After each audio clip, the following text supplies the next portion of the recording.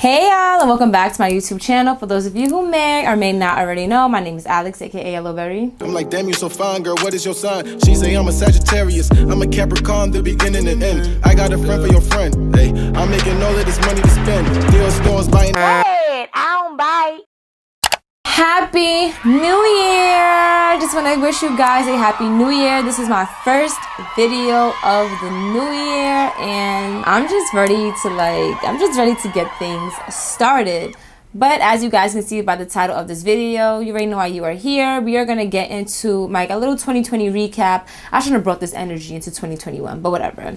A little 2020 recap, as well as what are my personal goals for 2021. So let's get into it. So for starters, as you guys know, if you were living on planet Earth, you know what went down in the name of COVID.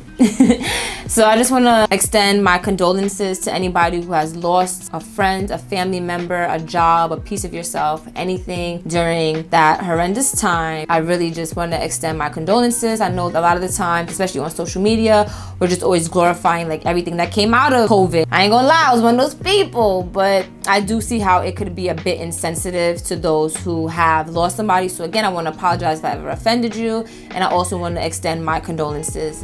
So now let's just get into what I have learned throughout this year. Like 2020 has humbled me in so many ways than one. As y'all know, I had a baby. I have a 5-month-old daughter that I just love so much. They do say when you have a kid, you know, we look at life differently, and I most definitely have looked at life 10 times differently. Like, I just treasure life so much more. It's like, dang, I really grew a human being. I know it's like I say a lot of cliche things, but now I understand what people mean when they say it. It's like, yo, I really grew a human inside of my body, nurtured it for 10 months, made sure that it was okay, made sure that it was fed, made sure that it was doing well and growing and everything. Y'all get the picture. When I tell you, I take life to a whole different level now, a whole different meaning. Even myself, like I make sure that I am well, because I know, one, I'm a breastfeeding mother, so I have to be healthy enough to feed my kid. And it's like, if anything ever happens to me, what happens to my daughter? You know what I'm saying? 2020 has shown me, like, life, you have to buckle down, you have to be serious, you have to take care of yourself, and you have somebody who's looking up to you. You have somebody who needs you, essentially. 2020 has taught me how to love, how to be compassionate, how to be more vulnerable.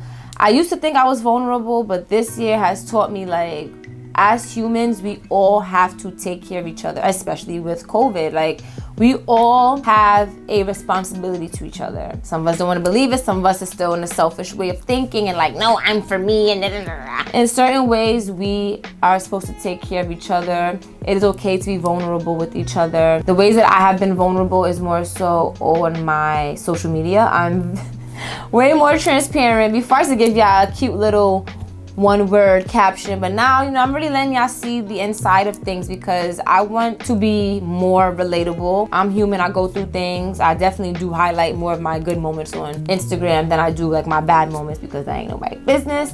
But there are a lot of things that I go through that I want people to be like, yo, listen, I feel you, I see you, I hear you, and girl, I'm going through it too. So that's why I do that. Just thanking you guys all the time for watching my videos and commenting on my pictures and sharing my pictures. Literally, I make it my business to make sure that I sit there and I say thank you, thank you, thank you to people. If I have 150 comments, I have 150 responses back to everybody, because just expressing gratitude, and expressing gratitude is another thing that ties into my vulnerability. It's just important, especially for what I'm trying to do and be a YouTuber and stuff like that. I cannot do this without you guys. And I used to think that was so cliche when I used to watch people on YouTube like, oh, you can't do it without us, and you're just saying that.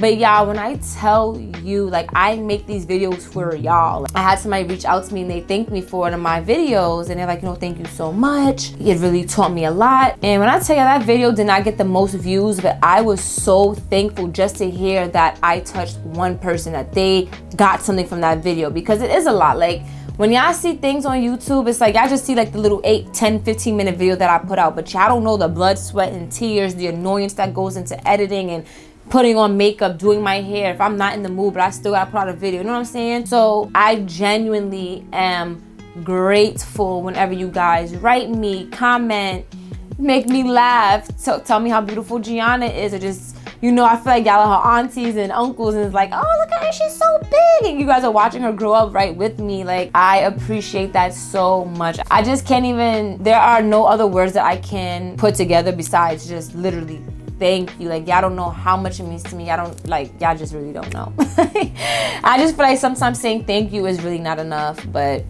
that also told me that in 2020. Now let's get to nitty gritty.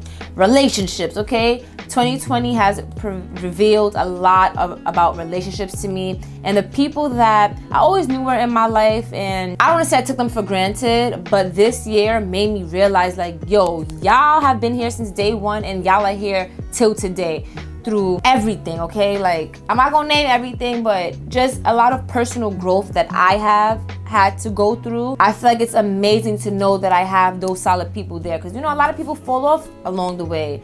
I fell off from a lot of people when they was going through their stuff because, you know, I just couldn't take it or whatever the case may be. But it's like, yo, to know that you stood with me even when I didn't deserve you to be there, it truly means a lot to me. And as I stated to you guys in my first Vlogmas video, I'm gonna link that up above and down below, I did have like a grand falling out with people that were close to me, and I'm okay. I don't feel moved by the situation. But again, like, 2020 just revealed to me a lot of people. It revealed to me myself. It revealed to me where I lie in people's lives, where they lie in my life. And I'm really just truly grateful for it. I wish everybody the best. This is not like a bashing moment. This is not like a, oh, I didn't need you, I see you for who you are. They are great people. I genuinely believe that everybody is a good person and a great person. I don't like to believe that people have ill intent for you. But sometimes you outgrow people, and that's fine. But like I said, to the people that I left 2020 with, that I'm now in 2021 with, I am more than satisfied. I am more than full. In 2021, I gotta find the words, because I just can't put it in words sometimes.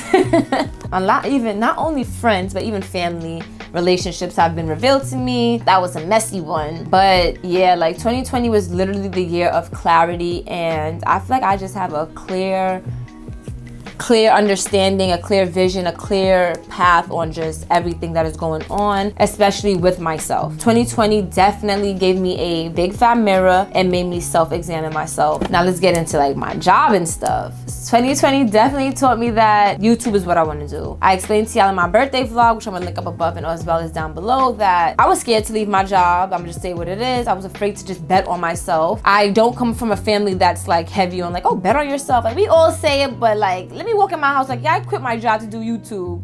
My family is supportive, but they're gonna be, girl, that's what you really want to do, you know what I'm saying? But I feel like 2020 was a blessing in a way that, you know, COVID happened.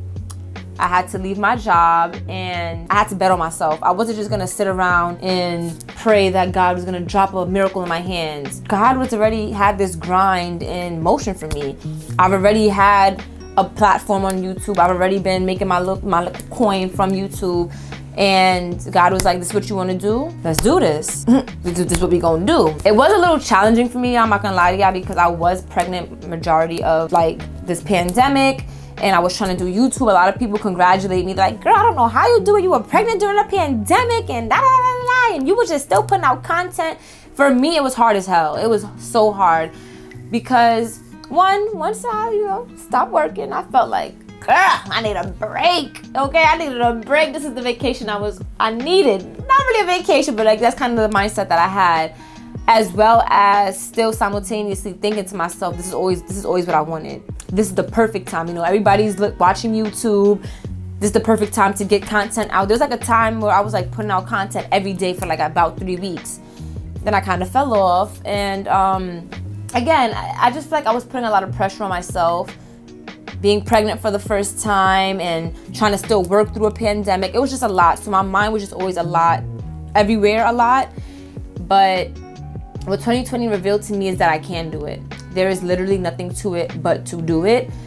And I got it done. No matter how I feel about it, no matter how hard I was on myself, no matter how much I felt like I could have done more, I still did what I had to do. I definitely have way more to do. I'm definitely not where I want to be, but I definitely see a little bit of what it takes to be a full-time YouTuber. And even now it's still kind of hard because now I'm a first-time mom. So going to sleep late and waking up some hours of the night to feed my daughter, it does get kind of challenging, and I'm still trying to like work out the kinks and stuff like that. But again, this is what I want to do, so this is what I have to do. In 2020 revealed that to me, like, girl, you about to be a mother and a full-time YouTuber, so get it together. That's pretty much what I learned in 2020, and just that you have to take things for what it is and remain humble, express your gratitude, and just be a nicer person. I think that's another thing that 2020 has taught me, just to be a nicer person. I'm like such a softie now. I think it's also from having Gianna. I'm like such a softie now, y'all. Like, y'all don't understand. I'm quite embarrassed, y'all, of how soft I am now. I just realized everybody's human. We have to take care of each other. We may not always agree with each other, but we still have to be respectful of one another. And it's much easier said than done. Don't get me wrong, I still be cursing people out when it's my time. But on the grand scheme of things, I have definitely taken note that we have to take care of each other as God's people being on this earth. Like, it's just the right thing to do. So now let's get into my New Year's resolutions. Hold on, let me pull it up. I wrote it down. No way ever. So I actually have 3 New Year resolutions on my list for this year. At least 3 things that I wrote down. Again, a New Year's resolution does not have to be something that you set on January 1st and then whatever. All of 2021 is a new day for me. So this list can keep growing, and I definitely did start before the new year began because I wanted to get into the motion of things. However, number 1, my first New Year's resolution is to stop saying I can't believe and actually start believing and living in the moment. Caleb actually, my boyfriend, actually pointed that out to me. He's like, you say I can't believe it a lot. And I'm like, damn, I really do. After having my daughter, like everything she does, I'm just like, I can't believe it. I can't believe she's sitting up. I can't believe she could do this. I can't believe she's splashing water. Like, everything is I can't believe. And again, guys, I know I had a baby. They're gonna grow up. They're not gonna be a baby forever, I know. But it's like, this is my first time being a mom. So I've never experienced this stuff. And I know it's coming, but I can never foresee it happening.